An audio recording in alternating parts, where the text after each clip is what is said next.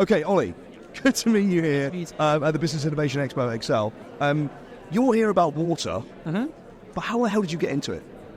So my background is in action sports. I run a media company called Rad Season, and essentially I've got a podcast and events and festivals platform, and I guess I had them on the podcast like maybe 4 years ago when the brand first started in America. Yep. And I thought like when this comes to the UK, when it goes international, this could be something that has the potential to like really take off and go huge. So kind of put my hand up and said, if there's any way I can get involved, and here we are. Mate, that's amazing. I mean, I think Liquid Death is one of these things that people either know and are raving fans, or they've never heard of it. It seems to be kind of a binary thing with the people I talk to. Do you find the same in the UK, or are we past that now? Like, I mean, we're kind of at this point where like we're not even a year old in the UK, so it's been going in the States where the brand is headquartered for about 4.5 years. Yep. And we launched in April last year in the UK. And now it's kind of like we're in Tesco's, we're in Co-op, Whole Foods. We've almost reached 8 million followers across Instagram and TikTok. We're like third biggest drinks brand in the world on social media. Yeah. So that's coming. And it's just a case of, people that I guess within the know, if you're like the parties or like where are the cool kids kind of hanging out kind of thing, like it's sort of people knew about it before it hit the UK. If they were following certain, I guess, celebrities or podcasters maybe, or musicians on Instagram or TikTok, they knew about it already. So you can kind of go into, say, a tattoo parlor. They'd know about Liquid Death, or, a heavy metal dive bar or something like that. Now it's kind of hitting that point where like more and more people will sort of will know about it. I still get funny looks if I have one on the train. Everyone thinks it's a beer. Yeah. Kind of crack one open at Waterloo Station at 8:30 and people are like, early to be drinking. That's part of the brand, though. That's not part of the appeal. I think that's 100% part of the allure. I think it's like sort of funny to watch people's like facial expressions with it, and like this is still happening, and then it will kind of get to the point where like people know what it is.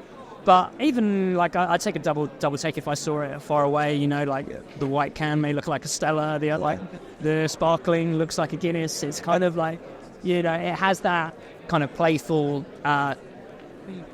aspect of the brand. We don't take ourselves too seriously. We're looking to build the brand by entertaining people, making people laugh, and it's super fun to be a part of it. Yeah, that's awesome. We heard earlier today from people from Meta, from TikTok, from various places, and there was a lot of talk about storytelling, brand building, entertainment.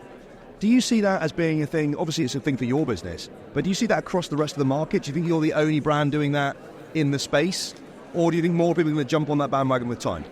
I think like people pretty much have to. I mean, no one wants to have like a list of like functional kind of things about the business, the brand, or like why, like if they're just being marketed to, people know that straight away and they just sort of see through it. So we kind of looked at it and go, well, instead of trying to like push like a message down people's throats, let's entertain them, let's make them laugh, and let's create content that it doesn't feel like an ad at all. Especially like we talking about it earlier with like Martha Stewart's like severed hand candle, and she's like, how is this going to help you sell water? And like, what is going on like with like, and it's kind of like you look at it as like, well, like people resonate with the brands because of that fact that we're trying to do fun content and create these like entertaining moments, and I think the audience kind of definitely they feel that, and then they feel part of it, that they can kind of follow it, and they're sort of waiting for that next thing to drop. Is it going to be weirder than quirkier than the next one?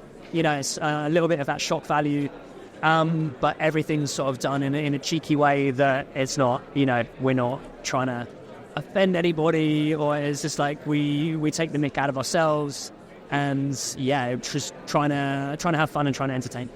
Nice. So you said April last year in the UK.